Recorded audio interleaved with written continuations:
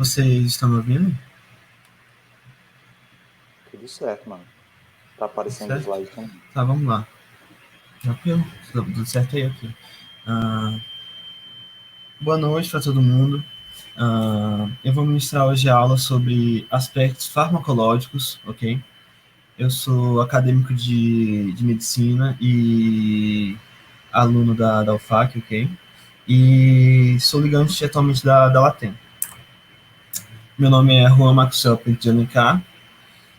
E aspectos gerais, quando a gente fala dos aspectos farmacológicos, eu comecei abrindo, dando o que é, sabe, farmacologia? Farmacologia é o estudo das substâncias que interagem com o sistema vivo por meio de processos químicos, ligando ou desativando, inibindo processos corporais. A gente divide ela em farmacocinética e farmacodinâmica, ok? Aí iremos nos aprofundar em cada uma e direcionar com o decorrer da nossa apresentação uma área mais nutricional. Vamos lá. A farmacocinética é dividida em 3 pontos, ok? Absorção, distribuição e excreção. A absorção é quando há a entrada do fármaco, né, pela determinada via. Vou prosseguir os slides que tem aqui, melhor. Aqui. É a passagem do fármaco para o seu sítio de ativação. E se faz por meio de quê? A partir da aplicação do fármaco, ele entra por uma via de difusão que é enteral parental, ok? Se for enteral, ocorre o efeito de primeira passagem, que ele acaba sendo metabolizado, e isso acaba de reduzindo a biodisponibilidade dele, que basicamente é a fração do fármaco que a gente administra, que realmente alcança o sistema, a circulação sistêmica, que é onde vai ocorrer a real atuação dele. Só para constar, circulação sistêmica entra no vaso sanguíneo, ok? Tá passando para o sangue.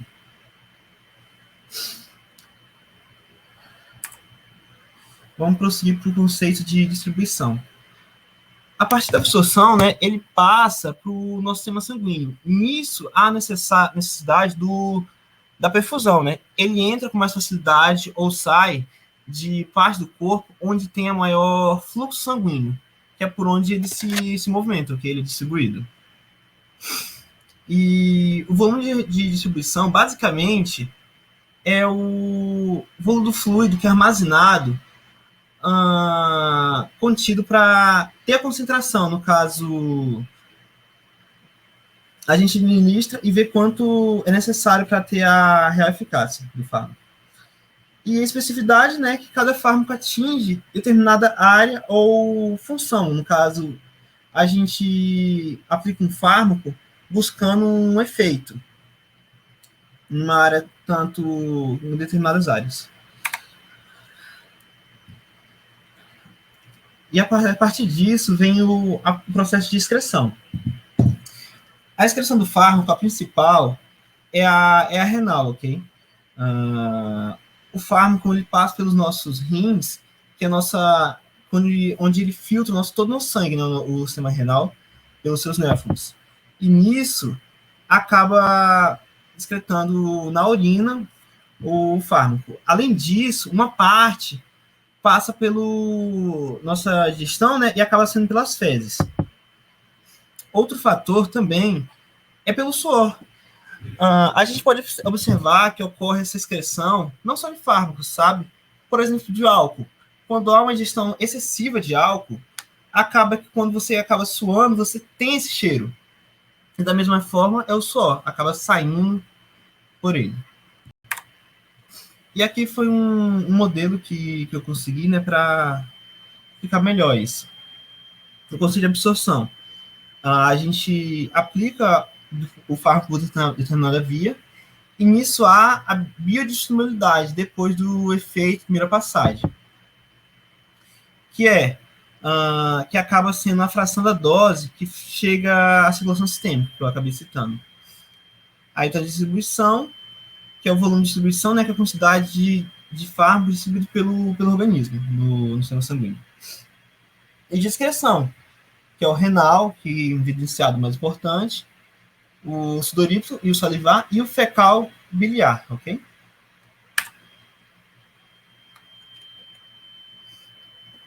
A farmacodinâmica, ela estuda o efeito que o fármaco causa no nosso corpo. Ela basicamente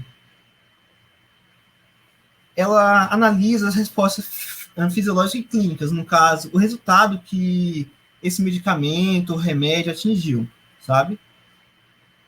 Reduzindo. E nisso, a gente divide os fármacos em agonistas e antagonistas. E também há uma subclasse, que é os agonistas faciais e os inversos. Um fármaco agonista é um fármaco que se liga ao seu receptor, sabe? Favorecendo a sua ativação. Já o antagonista, ele tende a impedir a ativação do receptor, ok?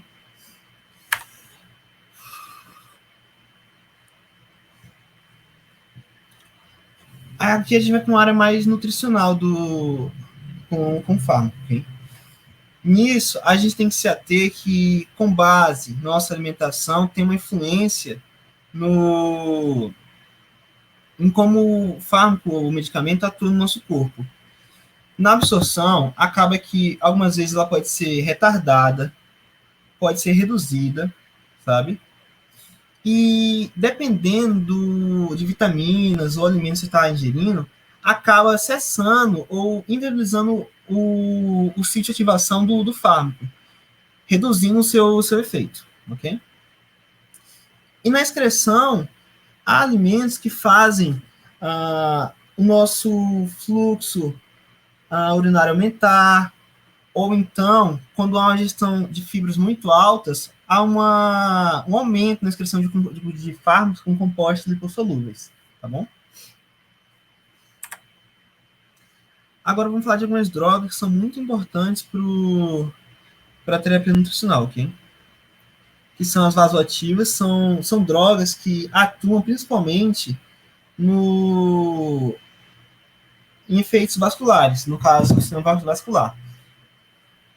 Seja atuando direto ou indireto. No caso, elas muitas vezes fazem a dilatação ou contrição dos nossos vasos sanguíneos. E as principais drogas são as catecolaminas, ok? Alguns exemplos são as adrenalinas, a dopamina, tá bom? E os antimédicos são medicamentos. Tá com um erro aqui de acento, antieméticos, tá bom? São medicamentos que eles têm um foco em tratar náuseas e vômitos, ok? No caso da êmese. E os principais grupos que a gente vai citar é a fenotiazinas, a butinofenonas e as benzodiazepinas, tá bom? E os procinéticos são medicamentos que tendem a estimular a motilidade do aparelho digestivo. E nisso, vamos para o fármaco em relação à terapia nutricional, ok? A administração do fármaco, assim como a nutricional, ela é feita por enteral ou parenteral, tá? A enteral é feita por sondas, tá bom? No caso, a sonda nasogástrica, a sonda orogástrica ou a gastrotomia, ok? É nela, no caso, o alimento, quando é ingerido, né, aplicado na sonda, ele ainda passa pelo processo de digestão, né, no nosso estômago, diretamente no intestino. Já no parental, é procurada uma via mais rápida, mais direta, que no caso seria uma via intravenosa, uma via intramuscular, subcutânea, onde não há a passagem pela digestão, onde que faz perder certos nutrientes por conta do metabolismo.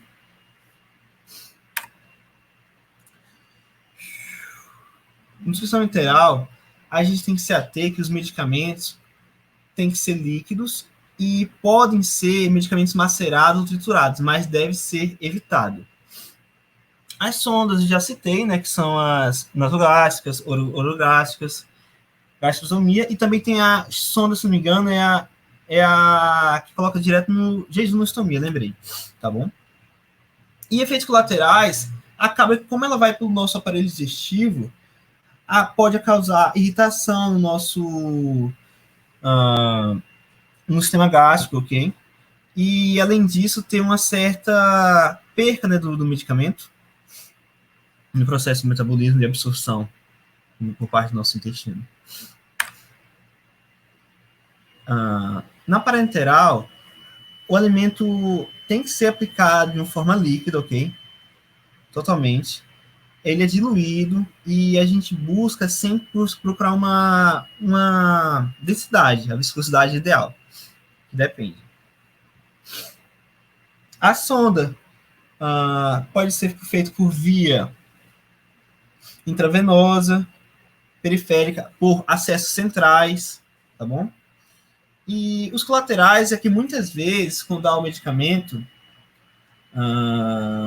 acaba alterando de uma forma mais significativa, porque vai direto para a tua corrente sanguínea, não há aquela passagem direta pelo fígado de metabolização no intestino. Obrigado pela atenção, fiquei muito nervoso, mas é isso.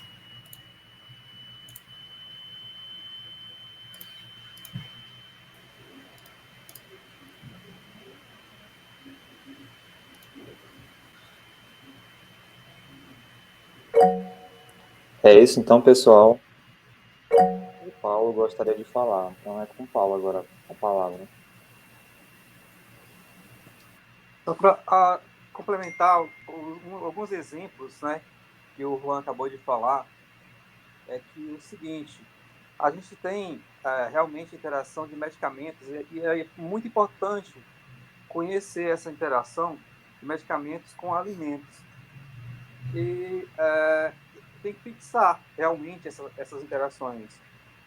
Não todas, né, que são muitas interações que existem de medicamentos com alimentos. Então, antes de iniciar a terapia nutricional, a gente tem que saber quais os medicamentos que o paciente está tomando.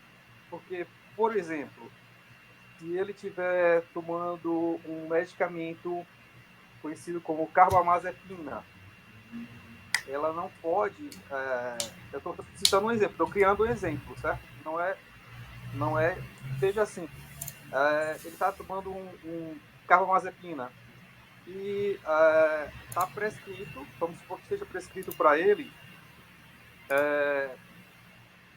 seja prescrito uma dieta à base de lipídios. Só que a carbamazepina ela tem que ser absorvida numa dieta de baixa de lipídios. Então, sempre vai existir essa interação medicamentosa com alimentos. E depois eu posso ver uma lista de algumas interações interessantes para a gente poder fixar e sempre lembrar. Uma que eu sei de qual é o álcool, né? Álcool sempre vai baixar a absorção dos fármacos, sempre vai baixar a absorção. Às vezes ele aumenta. Por exemplo, o Gardenal, ele aumenta a concentração dele no sangue. E alguns alimentos também fazem essa mesma função do álcool, sabe? Então, se você tomar o medicamento e misturar com álcool, alguns medicamentos, eles tendem a aumentar a concentração no sangue, e, consequentemente, você vai ter um problema renal. Por exemplo, diclofenaco. Que o pessoal toma muito, usa muito, geralmente, para dor na coluna. Então, é muito perigoso. Eu já conheço gente que faz, já vi gente, né, nas minhas palestras, eu busquei, né, na literatura, pessoas que fazem hemodiálise por causa do diclofenaco, o uso indevido de medicamento. E, além de fazer o uso indevido, faz a interação e não sabe que está fazendo uma coisa que está complicando a vida dela. Ok, por enquanto era só isso.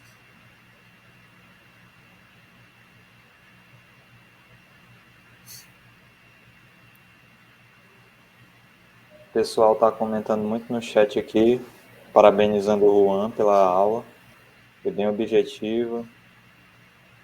Elogiar os recursos também, né, porque ele quase não usou muito texto, slide bem dinâmico.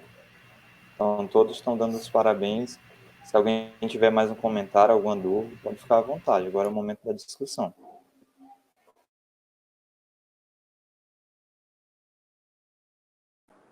Sim, eu quero dar os parabéns para o Juan.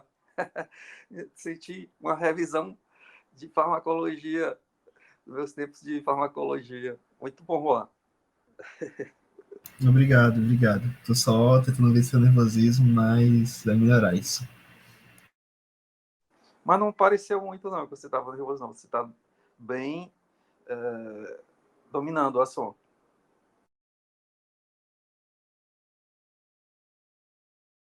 Obrigado. E agradeço a todo mundo do chat que está assistindo a gente, que viu aqui, tá bom?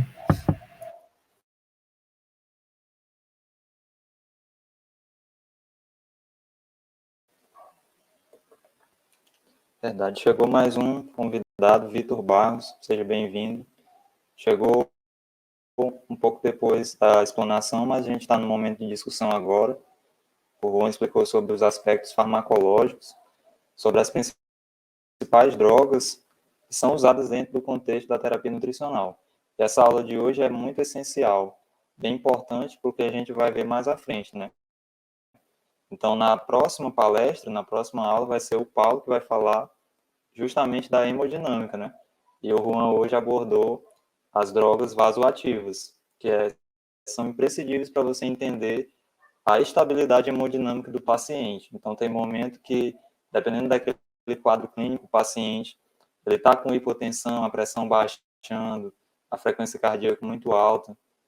Então, ele necessita de uma ressuscitação ali hipovolêmica, mais drogas dessas que o Juan abordou, uma noradrenalina e outros medicamentos que são administrados para que esse paciente ele tenha uma melhora da sua dinâmica cardiovascular e assim tenha perfusão adequada para absorver até mesmo os nutrientes, dentro do contexto da parte gastrointestinal. Então, a gente vê que tudo se relaciona, né? Semana passada, a Mayara e a Nicole falaram de semiologia, a gente aprendeu um pouco do básico do exame físico, e agora a gente vê que está tudo interligado. O Juan falou de fármacos, aí depois vem o Paulo com hemodinâmica, então a gente vê que a terapia nutricional é bem rica, né? É bem interessante a gente fazer essas discussões. Paulo, pode falar, levanta a mão, né? Eu lembrei de uma interação medicamentosa com alimentos da minha época da faculdade que eu não esqueci nunca, que é importante a gente saber, sabe? Antibióticos, a maioria dos antibióticos, eles não podem ser tomados com leite, porque o cálcio do leite, ele vai competir, como o Juan explicou aí, ele vai competir com o sítio de ligação do antibiótico, a maioria deles, principalmente as tetraciclinas, então, alguns antibióticos, né? Então, se você tomar com leite, você vai diminuir a biodisponibilidade, que o Juan também mostrou, no organismo desse antibiótico.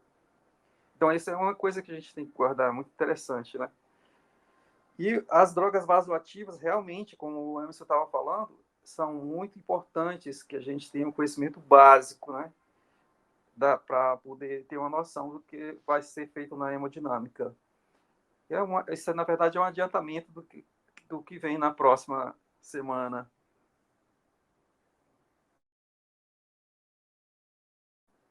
Ok, Emerson? É isso aí, galera. O Paulo já deu aí um breve spoiler, né?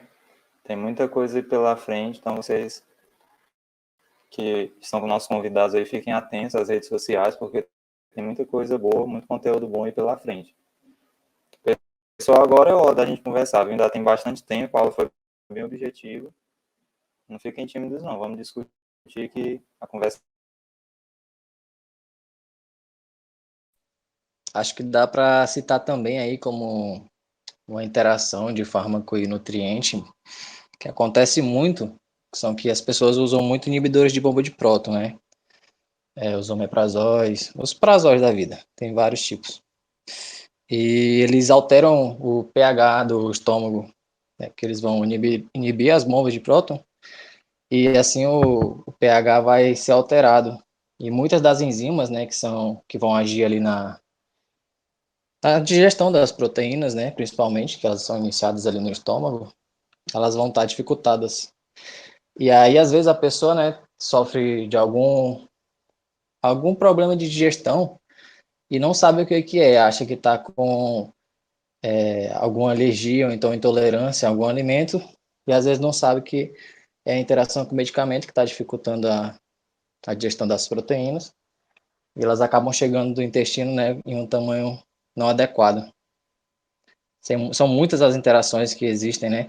E acontecem as interações não só de fármaco-nutriente, mas nutriente com nutriente também, né? A gente vê que muitas vezes o próprio nutriente compete com outro no sítio ativo. Então, em algumas suplementações, né, a gente vê que é importante o horário delas, para que elas não sejam próximas uma da outra, né? De zinco, se não me engano, o ferro e o cálcio, eles competem pelo mesmo sítio ativo. Tem várias outras vitaminas também. Então, isso é um universo, né? Como o Paulo falou, são muitas interações que acontecem. E quando a gente se a gente fica por dentro um pouco mais, né? A gente acaba entendendo um pouco mais do que os pacientes podem estar passando e minimiza as doenças ou coisas do tipo que a gente poderia estar usando se não soubesse do mecanismo, né?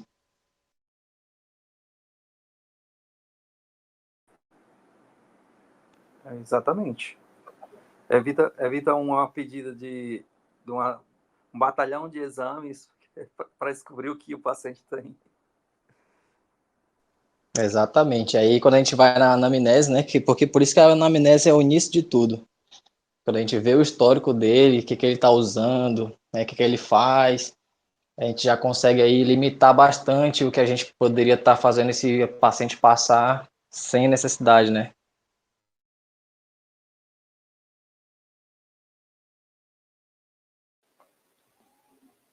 Verdade, Sim, sim. pessoal. Aí, quando a gente fala em anamnese, volta também lá para a aula da Maiara e da Nicole, porque não tem como ter exame físico, né, sem ter uma boa anamnese, é sempre o primeiro passo. E dentro da própria anamnese está o exame físico, né? Tem uma porção da anamnese, que é a anamnese dirigida. Então, você faz por órgãos e sistemas direcionados. No caso da nutrição, essa anamnese ela vai ser mais focalizada no trato gastrointestinal. Mas sempre a anamnese, quem tiver dúvida, dá uma olhadinha lá na aula. A aula 1 tá do nosso módulo introdutório, já está lá no canal. Quem quiser, depois daqui, dar uma olhadinha, já está disponível.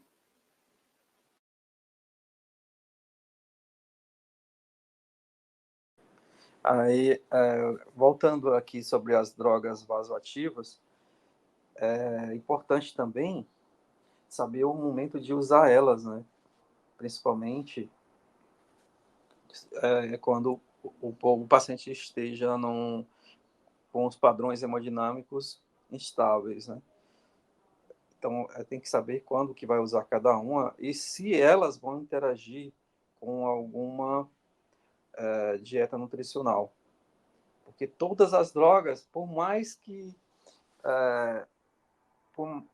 você ache que não, mas elas sempre vão ter uma interação medicamentosa ou interação com alimentos.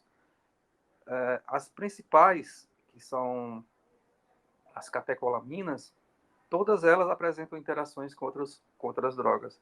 E eu não recordo quais são agora, mas com certeza a maioria delas tem interação com alimentos também. Então, isso aí, depois que a gente vê a hemodinâmica, a gente pode ver um outro encontro para ver essas interações mais detalhadamente, né? Que é muito importante a gente conhecer elas. É verdade, pode ser um tópico de uma aula, né? As interações mais comuns dos medicamentos mais usados, né? Que são mais comuns de se ver no consultório, ou então na vivência. Sim, sim. Principalmente quando se fala de hemodinâmica. É muito importante isso aí. Quando a gente vai tratar um paciente, é importante a gente saber que uma das primeiras coisas, já adiantando aqui um spoilerzinho de novo, que o paciente que está hemodinamicamente instável, ele vai apresentar alguns sinais. E esses primeiros sinais vão ser na pele e no intestino, né? Então, essa uma resposta do nosso sistema nervoso simpático. É um sinal normal, né? Para você ficar ou fugir. É como se... eu vou explicar alegoricamente como funciona, mas com certeza a maioria já sabe. Como se alguém fosse te empurrar do precipício, o que acontece contigo? Fica pálido, né? Porque o sangue ele vai sair das extremidades para o teu cérebro pensar rapidamente na maneira de escapar. Então, esse é o sistema nervoso simpático. Bom, já adiantei muito sobre a hemodinâmica aqui. Então,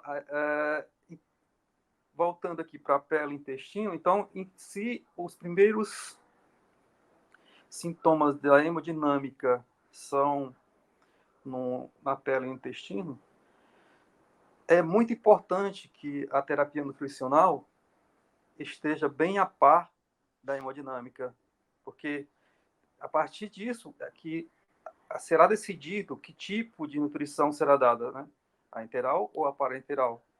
E o paciente pode estar num estado de choque que não possa mais tomar a enteral, porque o intestino ele não está mais com aquela resposta que deveria estar.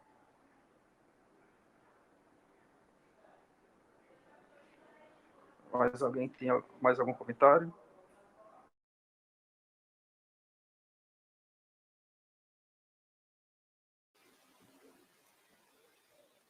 Bate-papo de especialista, né? Estou só aprendendo aqui com o Paulo, com o Juan. Eu gostei do Paulo falando de sistema nervoso simpático. A gente tinha um professor de fisiologia que ele dizia assim, que